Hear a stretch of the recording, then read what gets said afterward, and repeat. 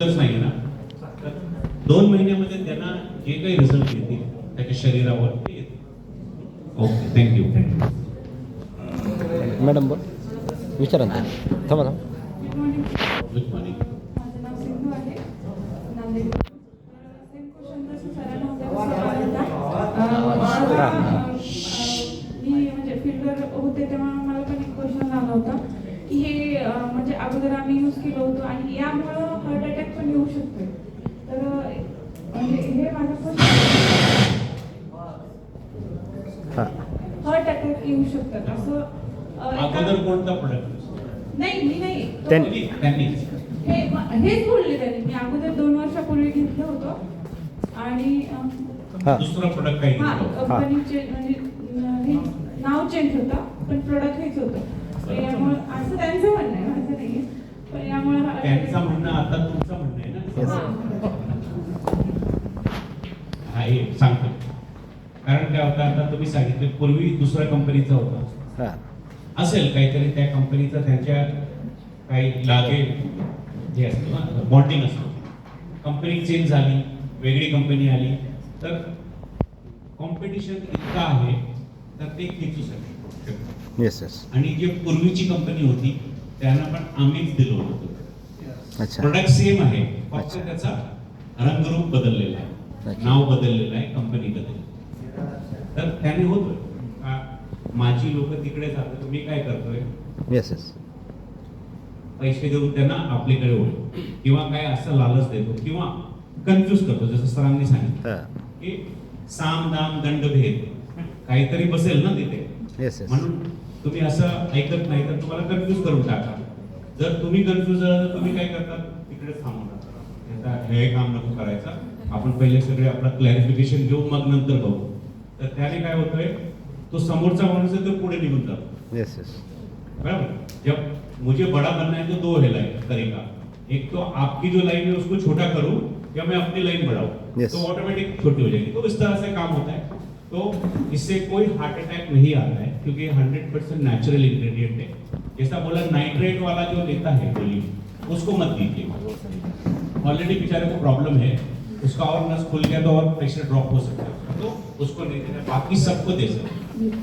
और एक क्वेश्चन है, मेरी मम्मी है 50+ है, तो जे नांदेडमध्ये जेवढे हॉस्पिटल आहेत त्यांना एकही हॉस्पिटल नाही आहे त्यांच्या म्हणजे मणक्यामध्ये गॅप आहे. जसं सरांनी सांगितलं होतं की एखादं इंजेक्शन जेव्हा आपण पाठीमध्ये घेतो किंवा त्याच्यापासून जे साईड इफेक्ट होतात तेव्हा त्यांना असं सकाळी जेव्हा आपण उठतो ना त्यांना उठता पण येत नाही, इतका त्रास आहे. आणि एका डॉक्टरकडे गेलो होतो नांदेडमध्ये, तर तिथे त्यांनी बोलले पुढे MRI वगैरे काढला, पण त्याच्यातून त्यांनी सजेस्ट केलं. अगोदर 4 महिने त्यांनी ट्रीटमेंट दिली, सगळं दिलं. नंतर मग जेव्हा संपलं ट्रीटमेंट तेव्हा म्हणे की म्हणजे तुमची ती गादी असते ना आपली, तर गादी पूर्ण फाटलेली आहे, तर तुम्ही आता नाही का. मी म्हणलं सर हेच पहिल्या महिन्यामध्ये बोललं पाहिजे ना, एवढा खर्च तरी नाही झाला असता. असं नांदेडमधलं कुठलंच हॉस्पिटल आहे त्यांना म्हणजे हे झालेलं आहे, पण त्यांचा त्रास अजून कमी नाही झालेला आहे. पण हे देऊ शकते का?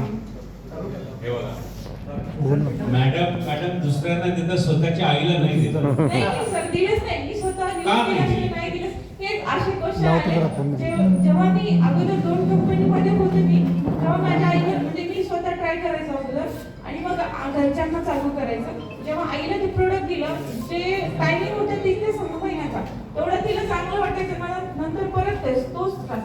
मला अजून एक छान प्रोडक्ट म्हणजे प्रोडक्ट कोणतेच नको आणि माझी बिमारी मला राहू दे. ते याच्यामुळे मी विचार करून मग देते म्हटलं. त्यांना देऊ शकता, तुम्ही द्या त्यांना. हे बघ काय सर्वात प्रथम काय होणार, त्यांना जे पेन आहे ते पेन कमी झाला, अस्वस्थपणा जाणार.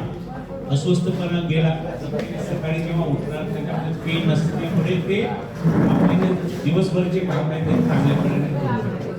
आणि उठल्यानंतर जे प्रॉब्लेम होतात ते प्रॉब्लेम हळूहळू कमी होतात. मी हे सांगत नाही का ते गादी फाटली घेऊन जाणार, पण पहिल्यांदा ही गोष्ट पेन कमी होणार आणि जी अस्वस्थपणा आहे ना ती कमी होऊन राईट साईड तुम्ही द्या. थँक्यू. सर एक 2 ते 3 महिने लागले फक्त, त्याच्यानंतर मग ते आपोआप पडून लागले. पॅरामेडिकलला देऊ शकतो. रिपोर्ट काढले का? हो, रिपोर्ट वगैरे काढले. बरेच वेळ झालेला आहे त्यांना.